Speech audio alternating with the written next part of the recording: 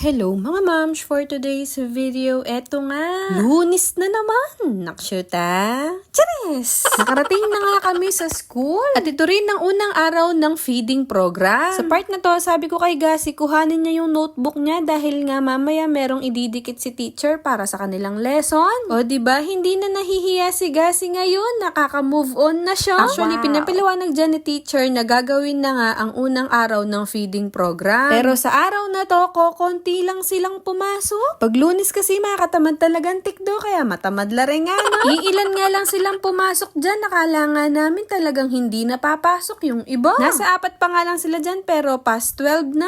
Bago sila magsimula sa klase, naghintay muna ng onting oras pa si teacher para sa mga batang hahabol pa sa kanyang klase. Dahil nga past 12 na dyan, wala pa rin dumadating. And habang naghihintay, eto nga, nag-exercise sila. Binuksan ni teacher yung kanyang TV na may sounds na ram-sam-sam. Yun ang sinayaw nila sa mga oras na yan. Dahil nga aapat lang sila, kaya ayan tinawag ni teacher lahat para nga sumayaw dyan sa harapan. Kaya nung tinawag ni teacher itong anak ko, dali-dali siya ragong tumakbo.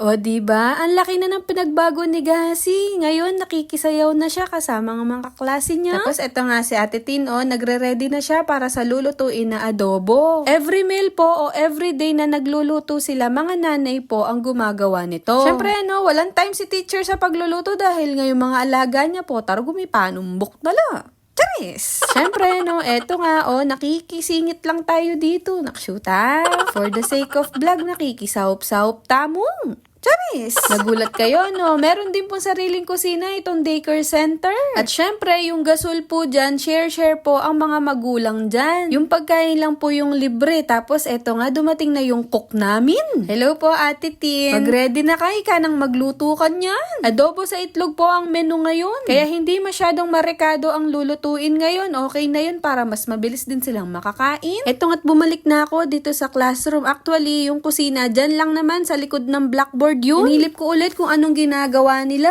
Dahil nga madali lang iluto ang adobo sa itlog, kaya meron lang isang parent o 2 parent na naiwan dun sa kusina. Hindi ko pa kasi pwedeng iwan ng matagal si Gasi po, gumagana na yun na naman. Mababa pa kasi ang luha nito, kaya bawalan mo lang ng konti, umiiyak na. Tapos after mag-discuss ni teacher, eto nga nag-recitation na sila. 5, 6. How many ribs do we have? How many? 4 or 6? 6. Where is number 6 here? Circle the number 6. Put a circle. No, this one.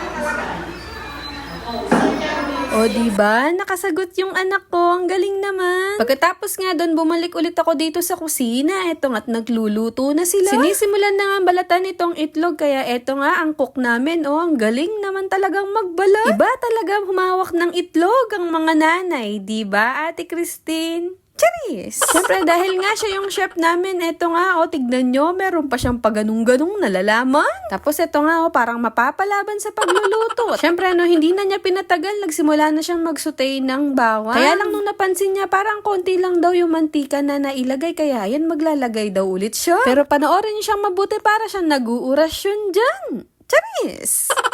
At syempre, bumalik na ako dito sa classroom nila para nga panoorin si Gasi. Wow. Dahil nga konti lang sila ngayon, kaya ayan, talagang tutok na tutok si teacher sa 6 na estudyante. Yes po, 6 na sila ngayon dahil may 2 humabol. Dahil nga konti lang sila ngayon, tingnan nyo, ang babait ng mga batang to ngayon. Wow. Natutuwa nga ako sa anak ko dyan, tingnan nyo, nakikisabay talaga siya. Rugonet, Gasi. Ang laki na rin ng pinagbago ni Gasi mula nung nag-aral siya. Talagang masasabi kong may improvement sa kanya mula nung nag-start siyang mag-aral. Sa part na to, eto nga, nasa iisang mesa na lahat sila. Dahil nga konti lang sila ngayon, madali at mabilis lang natapos ni teacher yung lesson nila. Yes! For today's video, Rugo, hindi umiyak yung anak ko. Diyos ko, salamat. Kaya ko po binivideohan na araw-araw si Gasi. Hindi po yan dahil sa pagbablog ko. Kung hindi, dahil din po sa tatay niya. Kaya po ako gumawa ng Facebook page dahil nga po sa mga video na yan na nasisend ko sa tatay niya. At eto nga, napagod na yung cook namin, Rugone. May pagalya kay nga adobong ebon. Charis! So, syempre, maraming salamat sa mga nagluto dahil kahit wala akong tinulong ay nakakain din ang anak ko. Yes! Konting oras pa, eto nga sinimulan na yung pagsasandok ng pagkain para sa mga bata.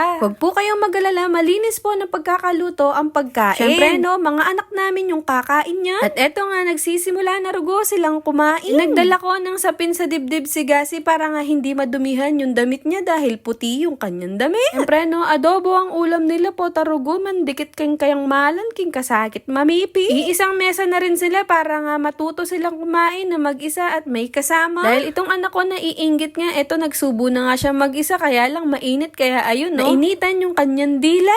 Syempre, nandito rin yung mga nanay para nga nagbabantay sa kanilang mga anak. Nakakalibre tayo ng 3 months sa kanilang baon. Diyos ka, ne. Charis! At eto nga, syempre, after kumain, nandito naman sila. Buhat-buhat nga ulit ni Tita Carmi itong si Gasi. Gustong-gusto naman ng anak ko. Yun lang, tapos na. Bukas ulit.